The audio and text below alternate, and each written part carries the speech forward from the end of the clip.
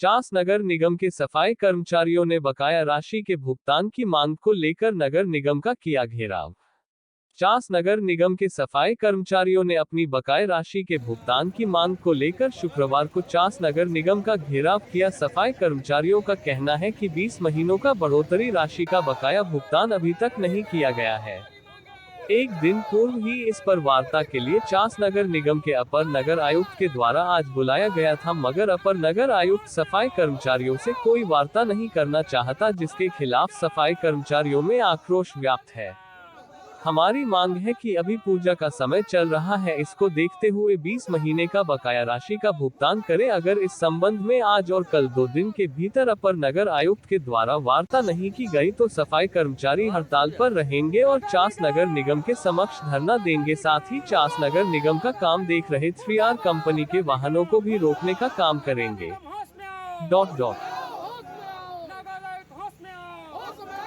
आगे हमारा ये है, आज हम लोग नगर निगम का धरना पे आए हुए हैं कि आज हमारा 20 महीने से बढ़ोतरी हुआ पेमेंट जो हम लोग का बकाया राशि आया है। आज 2 दिन पहले हम लोग आए थे यहाँ नगर निगम में मेयर साहब को लेके यहाँ, तो उसमें मेयर साहब से बात हुआ था नगर आयुक्त का अनिल सर का कि कल का डेट दिया हुआ था कि 1 बजे कल हम आप लोग से वार्ता करेंगे। लेकिन कल भी हम लोग आए थे ड्यूटी करने के बाद, वहाँ जब यहाँ आए तो पता चला कि नगर आए तो हम लोग से अभी वार्ता करना नहीं चाहता है। अभी टोल मोटोल चल रहा है। अभी भी सुबह हम लोग आए तो जो यहाँ का सिटी मैनेजर ललित मेघनाथ लोग को हम लोग जानकारी दिए कि नगर आयुक्त सर को बुलाया जाए यहाँ, हम लोग उनका साथ वार्ता करना चाहते हैं। जो हम लोग का बोनस है, बढ़ोतरी पेमेंट है, उसके विषय में हम लोग बात करना चाहते हैं। अभी त्यौहार आ गया है, छठ का समय है, हम भी नहीं चाहते कि छठ में साफ़ सफाई का थोड़ा दिक्कत हो।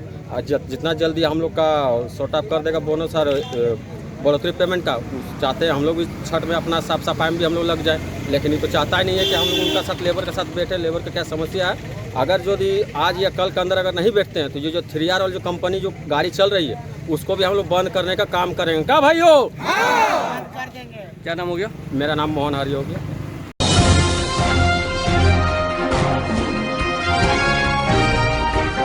भाजपा युवा मोर्चा ने धर्मशाला मोड़ में मानव श्रृंखला बनाकर दी पीएम को बधाई। भारतीय जनता पार्टी के युवा मोर्चा ने शुक्रवार को बोकारो के चास मारवाड़ी धर्मशाला मोड़ के समीप मानव श्रृंखला बनाकर प्रधानमंत्री नरेंद्र मोदी को बधाई दी। यह मानव श्रृंखला देश के 100 करोड़ जनता को कोविड वैक्सीन लगवाने की खुशी में आयोजित की गई।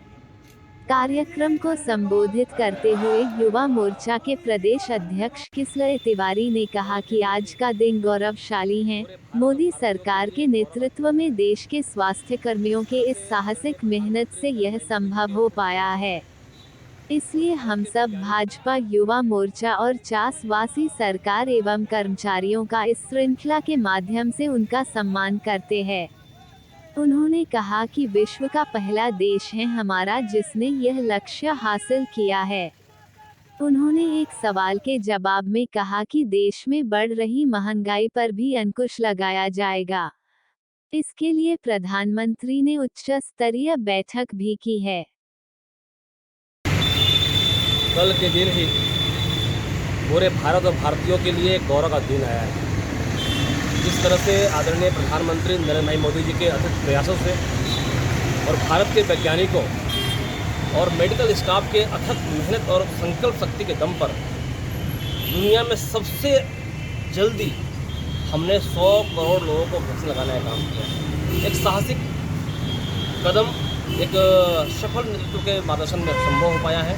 इसके लिए आदरणीय प्रधानमंत्री जी को धन्यवाद ज्ञापन करने के लिए, आदरणीय प्रधानमंत्री जी को थैंक्स बोलने के लिए और कोरोना वॉरियर को सम्मान करने के लिए हम सारे युवा मोर्चा के लोग सारे जिला मुख्यालय पूरे भारतवर्ष में अलग अलग तरीके से इनको धन्यवाद ज्ञापन का कार्यक्रम कर रहे हैं। और आज इसी तारतम्य में बोकारो में एक लंबी मानव श्रृंखला बना करके हम लोग आदरणीय अपने प्रधानमंत्री जी को, सारे वैज्ञानिकों को, सारे पैरामेडिकल स्टाफ को, मेडिकल स्टाफ को, डॉक्टरों को और ऐसे सामाजिक संस्थाओं को, वैज्ञानिकों को, सबको धन्यवाद ज्ञापन करने का एक कार्यक्रम कर रहे हैं। और आज इसी नाते हम सारे लोग यहाँ पे उपस्थित हुए हैं। डीजल पेट्रोल में बढ़ोतरी है, उसके लिए धन्यवाद देना चाहिए। पूरे वैश्विक रूप से जिस तरह से ये महामारी आई है, सिर्फ भारत में डीजल बढ़ा है, पेट्रोल का दाम बढ़ा है ऐसा नहीं है, पूरी दुनिया में बढ़ा है। और हमें उम्मीद है कि जिस तरह से हमने कोरोना जैसे महामारी में विजय प्राप्त कर लिया है, बहुत जल्द हम आदरणीय प्रधानमंत्री जी के नेतृत्व में इस डीजल और पेट्रोल के भी दामों को नियंत्रित करने के लिए सार्थक कदम उठाया जाएगा और इस पर भी हम जीत पाएंगे। प्रधानमंत्री ने शतक मार दिया डीजल पेट्रोल में। प्रधानमंत्री ने शतक मारा कोरोना वैक्सीन में भी। मैं तो वही कह रहा हूँ आपसे कि इस पूरे कोविड का महामारी एक तरफ हमारे मानवीय मूल्यों को बचाने की भी जद्दोजहद थी। डीजल पेट्रोल तो आवश्यक है ही, लेकिन उससे ज़्यादा आवश्यक था हमारे भारत के और भारतीय लोगों का जान बचाना। उसके लिए हमने 80 करोड़ से अधिक घरों में निःशुल्क राशन की व्यवस्था कराया। 80 करोड़ से 100 करोड़ से अधिक लोगों को निःशुल्क हमने वैक्सीन की व्यवस्था कराई। आप इस पक्ष को भी देखिए और मुझे उम्मीद है और हमें सिर्फ उम्मीद नहीं है, ऐसे करोड़ों करोड़ कार्यकर्ताओं को, भारतीयों को उम्मीद है कि देश में एक सफल नेतृत्व करने वाला व्यक्ति सत्ता में बैठा हुआ है। उनके सद विचारों से, सब प्रयासों से हम बहुत जल्द इस डीजल पेट्रोल पे भी नियंत्रण कर लेंगे। जान बचाए, लेकिन जिस तरह से महंगाई बढ़ रही है, जान मार रही है लोगों को। थाली में खाना नहीं मिल रहा है। हमने तो खाना देने का काम किया है सर। खाली खाना कहाँ नहीं इनको क्या दे रहे हैं? सब जगह चावल, गेहूँ, दाल, राशन की सारी सामग्री पहुँच रही है। मैं फिर कह रहा हूँ, आपका इशारा बार बार वो डीजल पेट्रोल के तरफ है। मैं फिर से कह रहा हूँ, जिस गति के साथ हमने कोरोना वैक्सीन और कोरोना महामारी में विजय प्राप्त किया है, उसी गति के साथ हम इस महंगाई में भी विजय प्राप्त करेंगे। ऐसे जिस तरह से आप लोगों को खाना देने का काम कर रहे हैं, लेकिन व्यवसायी का गला भी दबा रहे हैं क्योंकि 18% GST भी तो ले रहे हैं। कहीं ऐसा तो नहीं कि वही पैसा तो लोगों को खाना देने का काम कर रहे हैं उसी पैसा से? GST का कलेक्शन करना, रेवेन्यू का कलेक्शन करना एक अलग चीज़ है। आप महंगाई और खाना GST सरकार को ही जा रहा है ना, कि सरकार को ही जा रहा है। सरकार के माध्यम से अलग कानून तो हो रहे हैं। आप इसको भी देखिए ना सर। जिस तरह से अपने साला जो पेट्रोल का दाम बढ़ा है तो हम लोग फ्री वैक्सीन दिए। मैं फिर बता रहा हूँ आपको, मैं फिर बता रहा हूँ, बार बार आपका इशारा उसी तरफ है। मैं फिर बता रहा हूँ कि जितनी भी जिस तरह की भ्रांतियाँ, जिस तरह की उतार चढ़ाव अभी आपको समाज में दिख रहा है, भारत में दिख रहा है, बहुत जल्द उस पर भारतीय जनता पार्टी की नेतृत्व वाली सरकार, आदरणीय प्रधानमंत्री जी के नेतृत्व में चलने वाली सरकार इस पर काबू पाएगी। Thank you. बहुत जल्द।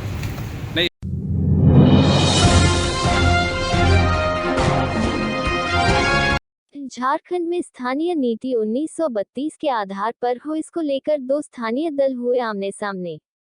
जुबानी जंग हुई तेज। कहा सरकार लागू करे, आजसू पार्टी इसका समर्थन करेगी और सरकार के साथ खड़ी रहेगी। झारखंड में स्थानीय नीति के मुद्दे पर दो स्थानीय पार्टी हुए आमने सामने। एक और जहां पिछले दिनों एक कार्यक्रम में बोकारो के लारगो स्थित अपने गांव आए जेएमएम कोटे से शिक्षा मंत्री जगन्नाथ महतो ने मंच से 1932 के खतियान के आधार पर स्थानीय नीति को हर हाल में झारखंड में लागू करने की बात को दोहराते हुए कहा था कि झारखंड में स्थानीय नीति हर हाल में 1932 के खतियान के आधार पर लागू होगा, बस थोड़ी सी अड़चन है जिसे दूर किया जा रहा है। यहाँ के लोगों को घबराने की जरूरत नहीं है, सरकार पर भरोसा रखें, सरकार अपनी चुनावी वादे को भुला नहीं है। यह आम लोगों की सरकार है जहां आम लोगों की बात सुनी जाती है। यह सरकार चुनावी वादों को भूल ही नहीं है क्योंकि यह हेमंत सोरेन की सरकार है। वही दूसरी तय है, हम जो काम बोलते हैं जनता के बीच करके दिखाते हैं। अरे हम बोलने लास्ट में उठाते हैं। अभी आज कराने का जरूरत नहीं है। हमारा प्रमुख एजेंडा में पार्टी से चल रहा है, प्रमुख एजेंडा में, और गारंटी के साथ कहते हैं 1932 कोई रोक नहीं सकता। थोड़ा अड़चन है, हम लोग शुरू कर दिए हैं, और 1932 झारखंड में लागू होगा। गणेश बाबू चिंता करने के बात नहीं। वहीं दूसरी ओर विपक्ष की आजसू पार्टी के केंद्रीय महासचिव और गोमिया विधायक लंबोदर महतो ने मंत्री के इस बयान पर पलटवार करते हुए इसे महज ढपोर्शन की करार देते हुए चुनावी स्टंट बताया है। आजसू नेता और गोमिया विधायक लंबोदर महतो ने साथ ही कहा कि जब सरकार उनकी है तब फिर इसे कैबिनेट में पास क्यों नहीं किया जा रहा है, महज सभा में और मीडिया के बीच बोलकर के केवल खानापूर्ति का काम क्यों किया जा रहा है। सरकार इसे कैबिनेट में पास करे। आजसू पार्टी झारखंड की स्थानीय पार्टी होने के नाते हमेशा इस मुद्दे पर सरकार के साथ खड़ी रहेगी।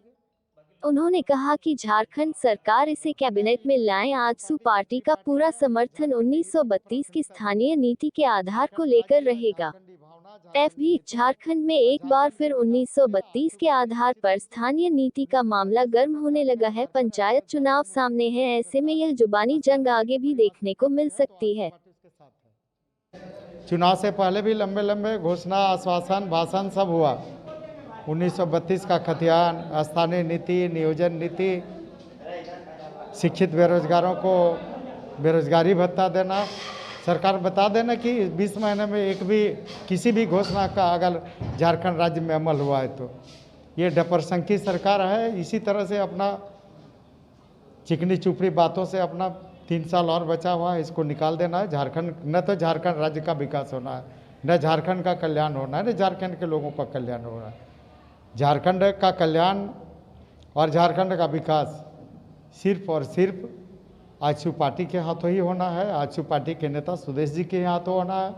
इसलिए आज पूरे राज्य में आजसू पार्टी को भविष्य की पार्टी के रूप में स्थापित करने के लिए 26,000 सक्रिय नेता पूरी निष्ठा और समर्पण के साथ पूरे राज्य में आंदोलन छिड़ चुके हैं। तो ये 32 सभी का है क्या?